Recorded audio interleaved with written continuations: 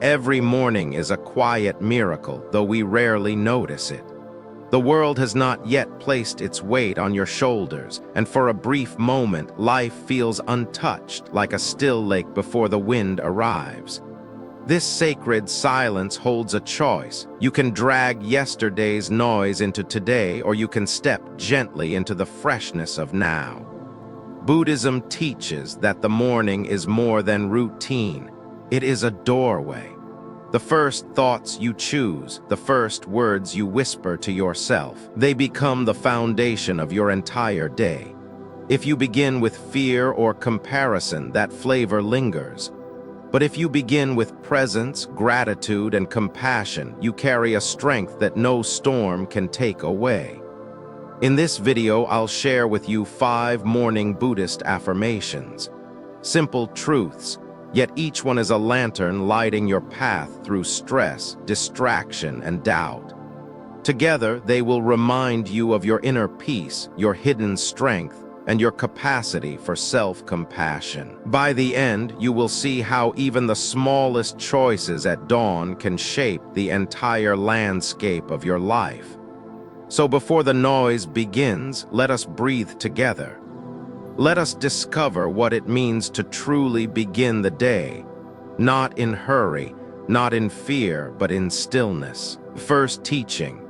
I am present, I am breathing, and this instant is complete. I am present, I am breathing, and this instant is complete. Sounds almost too simple until you actually let it land in your body. Presence isn't a concept, it's a felt shift. You notice it in ordinary American mornings. The soft click of the kettle before coffee drips, the square of sunlight crawling across a kitchen counter, the dog stretching with a sigh that somehow resets the whole room. Nothing dramatic happens, yet everything is different because you're finally in the moment you're living. This is the quiet engine beneath morning Buddhist affirmations. Not a pep talk, but a return. When you're truly here, inner peace stops being a goal and starts being the atmosphere. Most of our stress doesn't actually come from what's in front of us. It's the meeting we're mentally fighting from yesterday, the comment thread we re-argue in the shower, the imaginary future we try to outmaneuver while brushing our teeth. Presence cuts those invisible cords. You aren't erasing the past or pretending the future doesn't matter. You're refusing to let either hijack the only place life can be touched, which is now. If you've ever watched fresh snow fall at dawn, you know the feeling. The neighborhood is the same, mailboxes, parked cars, porches. But silence throws a gentle blanket over everything, and for a few minutes the world feels reset. That's what a single conscious breath does for your nervous system. It's mindfulness practice without ceremony. Inhale, exhale, and the whole landscape softens. Think of a lighthouse on a foggy coast. Ships don't control the fog, and the lighthouse doesn't clear it. The beam just keeps sweeping, steady and patient. Your attention can be that beam. Emails, traffic, notifications, they are the fog. When you say, I am present, you're not denying the fog.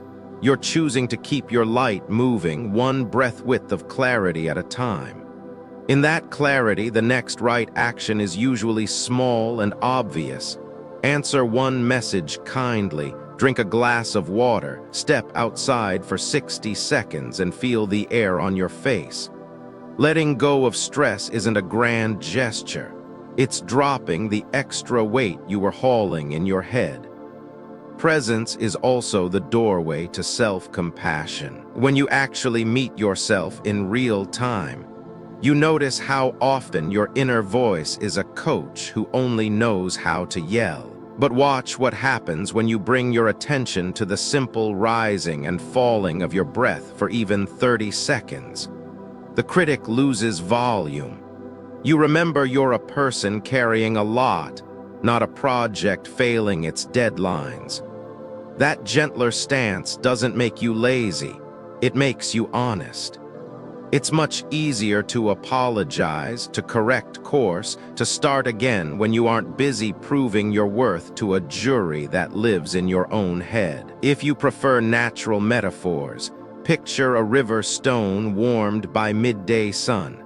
It looks still from a distance, but touch it and you feel heat stored from hours of light. Presence stores warmth the same way. Later, when the day turns cold, someone cuts you off on the freeway, a plan unravels. You have reserves. You don't have to manufacture calm on the spot. You've been charging it since morning by staying with your breath, your body, your senses. That's why daily Buddhist wisdom keeps circling back to simple anchors. The feel of your feet on the floor, the scent of toast, the rhythm of your steps on the sidewalk. You're not chasing transcendence, you're training intimacy with what is. Notice, too, how presence upgrades the quality of your attention toward others. The barista who looks overwhelmed, the coworker whose smile is a little too bright, the kid who lingers before getting out of the car. When you're here, you see them. You don't fix their day, you don't perform saintliness. You just meet them without the static of your own projections. A genuine good morning, eye contact that lands, a pause long enough to hear the full answer, all small acts, but each one says, the present is big enough for both of us. This is how private inner peace becomes public good, which is the quiet promise behind morning Buddhist affirmations. If you want a tactile entry point, try noticing the first cool sip of water after waking. Feel it travel down the way your chest expands almost involuntarily. There's a micro moment where your body says, yes. Stay there for one extra beat. That beat is the whole teaching. Or step onto your porch and pay attention to the breeze moving a wind chime 2 houses away, the distant garbage truck, a robin on a power line. These aren't spiritual fireworks. They are proof that the present is textured and alive without your commentary. You don't need a perfect life to feel grateful, only a willing breath. I am present, I am breathing, and this instant is complete. Doesn't mean your goals evaporate or your problems get a halo. It means you stop living your life in drafts and finally hit publish on this sentence of time. From here, you'll write the next. From here, you'll choose the kinder word, the clearer boundary, the slower reply. The gift of presence isn't that it changes reality. It changes how you meet reality. And 9 times out of 10, that makes reality kinder to meet. Second teaching. My calm belongs to me. No storm can take it unless I hand it away. There's a particular kind of stillness that comes after a summer storm. The ground is wet, branches scattered across the street, yet if you stand still enough, you notice the air feels lighter, washed clean. Peace in our own lives is like that. Chaos happens. People say careless things, deadlines collapse, traffic stretches endlessly. But the calm inside us doesn't actually get destroyed. It only gets handed away when we let the outer storm dictate our inner weather. Think of sitting beside a campfire on a windy night. Sparks fly, smoke shifts direction, but as long as you guard the flame carefully, it doesn't go out. That flame is your inner peace. The world can roar and swirl, but if you cup it with awareness, it stays alive. This is what morning Buddhist affirmations remind us of. Before the noise of the day arrives, we decide that our calm is ours to keep. One afternoon, I watched a little boy at a baseball game. His team was losing badly, and other kids were frustrated, shouting, throwing down gloves. But this boy sat on the bench humming a tune, swinging his feet, waiting for his turn. He wasn't ignoring reality. He knew the score. He just didn't let the scoreboard steal his joy. That's a simple image of mindfulness practice in action. The choice not to be dragged into someone else's storm. Stress is inevitable. Surrender is optional. We can't stop the phone from buzzing or the boss from criticizing, but we can decide not to clutch those words to our chest. Letting go of stress doesn't mean pretending problems don't exist. It means seeing clearly.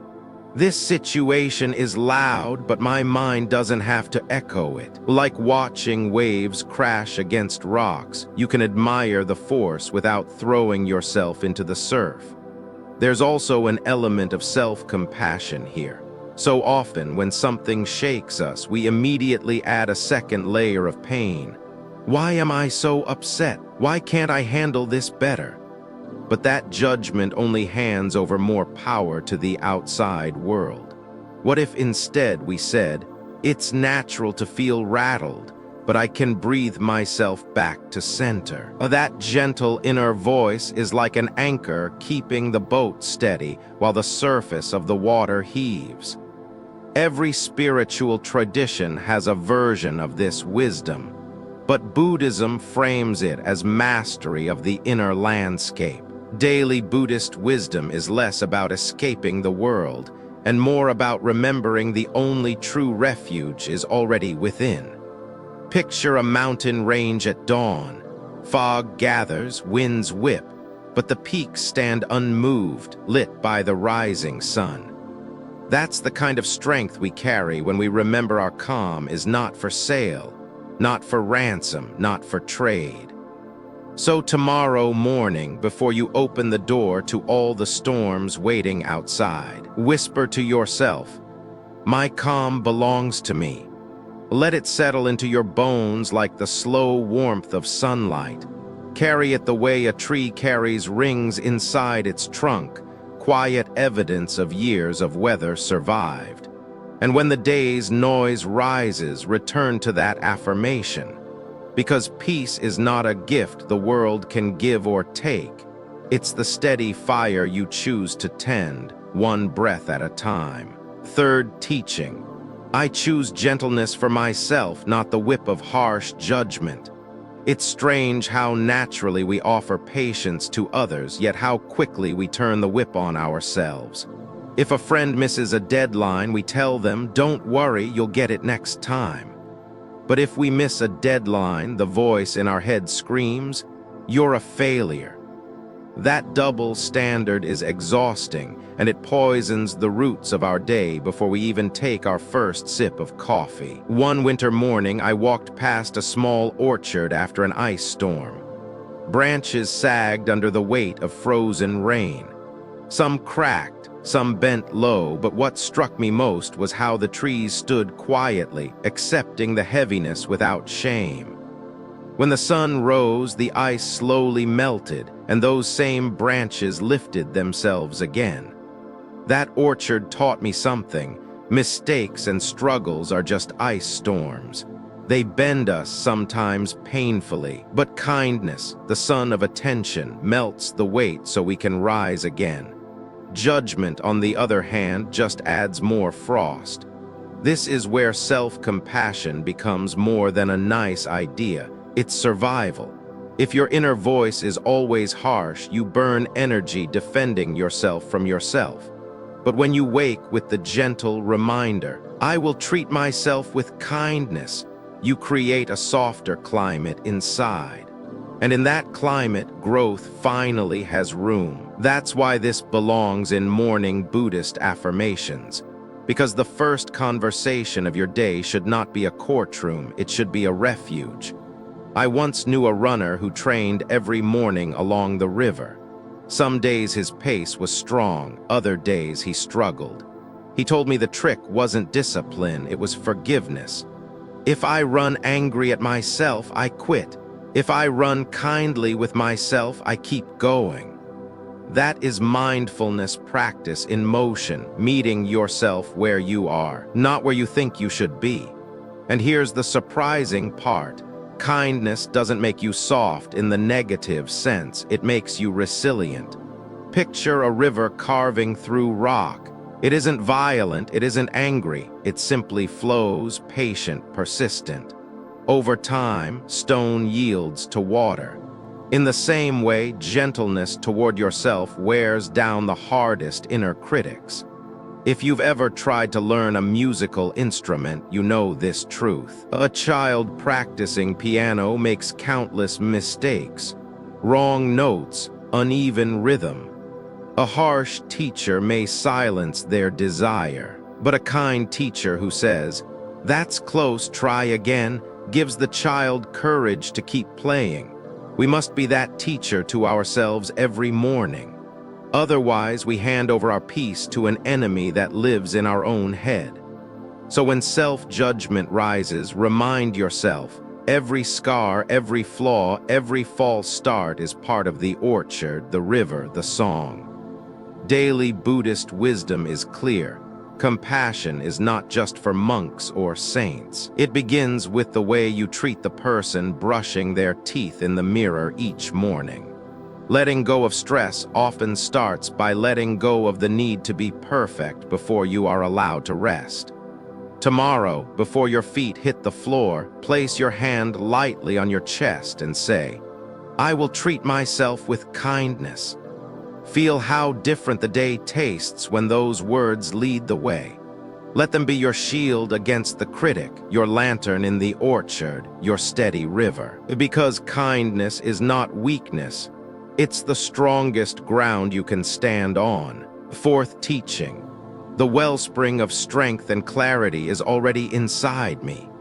It's tempting to believe that peace or happiness is always waiting just outside of reach, on the other side of a better job, a bigger paycheck, or someone else's approval. But Buddhism reminds us again and again, the well isn't out there, it's here. Every morning we have a choice to chase what feels missing, or to remember that the roots of strength and clarity are already alive in us. I remember hiking in the Smoky Mountains and stumbling upon a hidden spring. The hillside looked dry, leaves crisp underfoot, but beneath the surface, water was moving, steady and pure.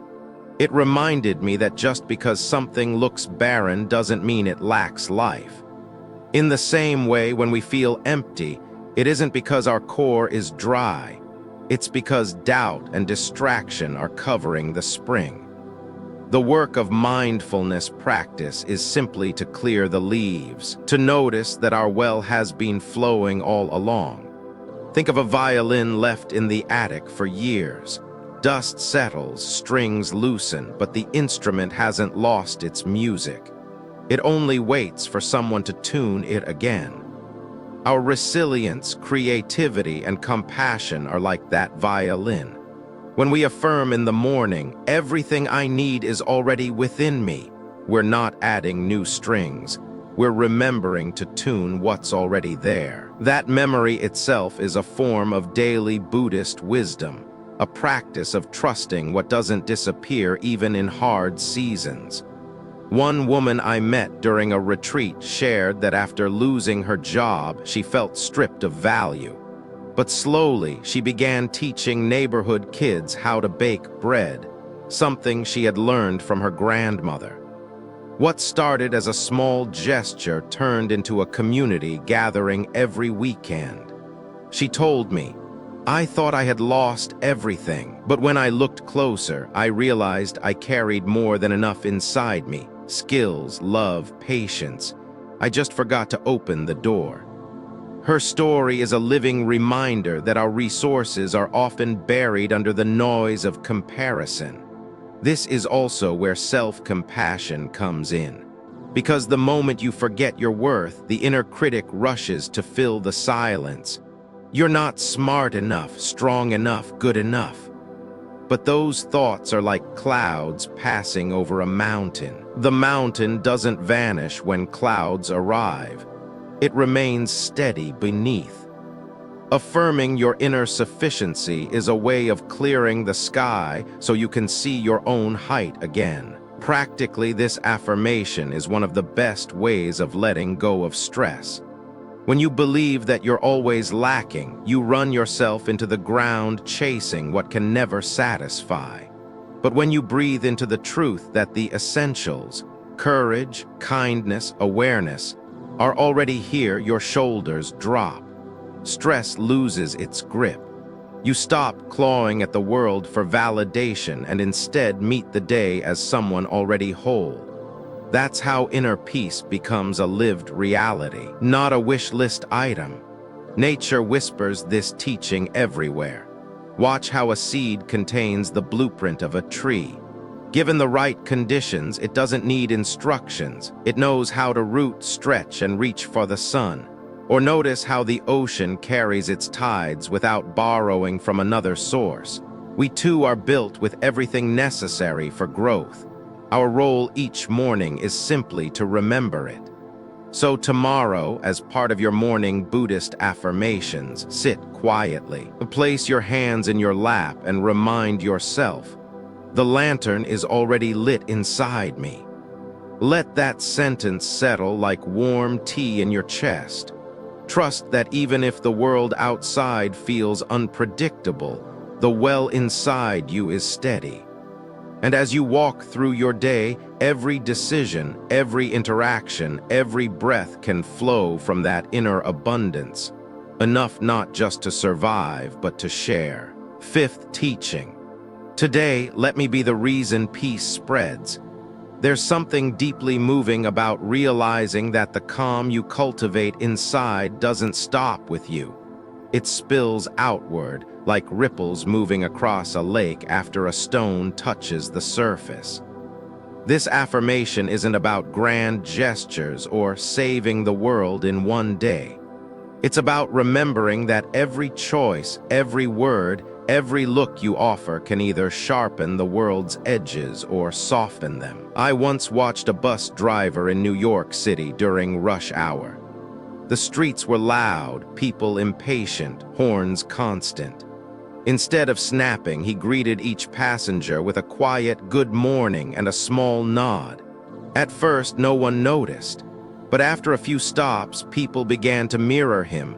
Voices lowered, eye contact softened, a line of commuters transformed by one person's decision to anchor in inner peace. He didn't preach, he didn't lecture, he just carried his own calm like a lantern. That's what it means to be the cause of peace. When you include this line in your morning Buddhist affirmations, you're making a promise, not just to yourself, but to everyone you'll meet. It's a subtle but powerful form of mindfulness practice, to step into the day aware that you leave emotional footprints. If you slam a door in frustration, others walk into your storm.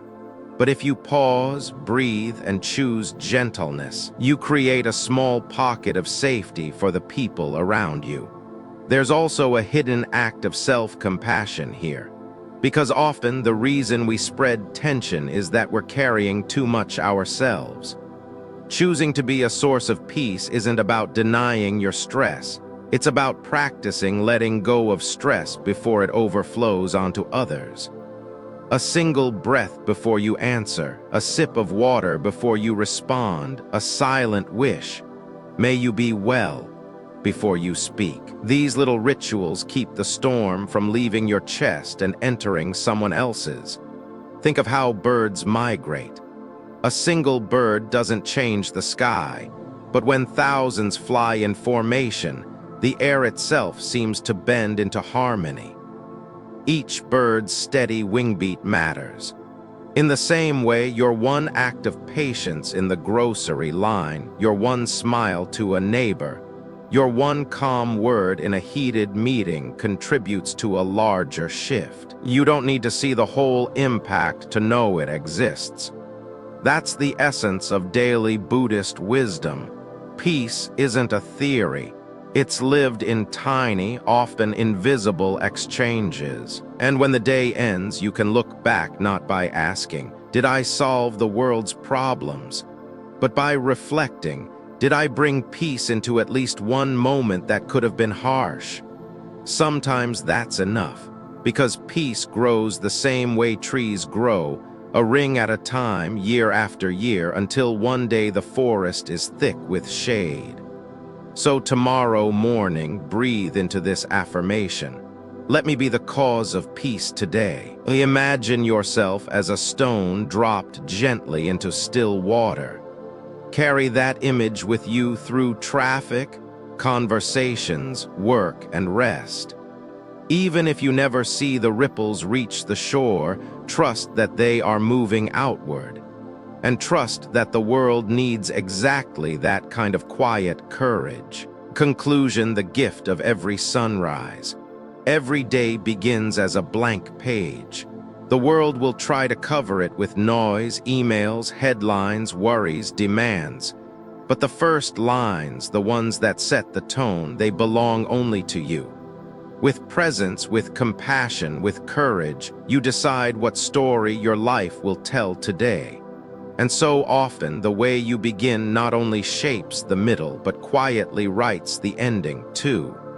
That is the quiet power of the morning. It's more than the start of a schedule. It is the rebirth of your own being. Each sunrise whispers, who will you be today? Will you choose awareness or distraction? Will you choose peace or panic? And when you step into those early hours with clarity, with stillness, the entire day bends in a different direction. Conversations soften, choices feel lighter, even the storms around you lose their power to shake your core. If these words resonate with you, carry them forward. Don't let them remain as sounds fading into silence. Try them tomorrow. Pause before the rush. Breathe with intention. Speak gently to yourself. And then notice how the world begins to shift in response to the calm you nurture inside. This is not theory. This is lived truth, tested in the ordinary moments of daily life. And if you feel called, come back here tomorrow. Breathe with me again. Together we can keep weaving a life not shaped by stress, but by awareness, by kindness, by wisdom you can touch in every breath. There is always more to discover, always another layer to peel back, always a deeper stillness waiting. Because the gift of wisdom is never only in knowing, it is in living, breathing, and becoming. And the morning, in its quiet generosity, will always return. With each sunrise, life hands you a new chance to live fully, to love deeply, and to walk this path with peace.